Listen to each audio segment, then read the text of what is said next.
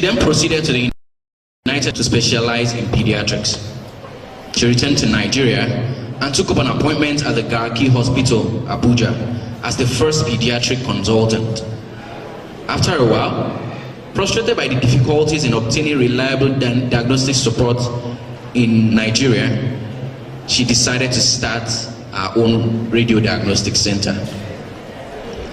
She leads in girl child education and women empowerment, and has put in place a number of initiatives to promote advocacy for young girls' access to education and women empowerment. She's married to Alhaji Atiku Abubakar Bagudu and became the First Lady of KBC in May 2015 on his assumption to office.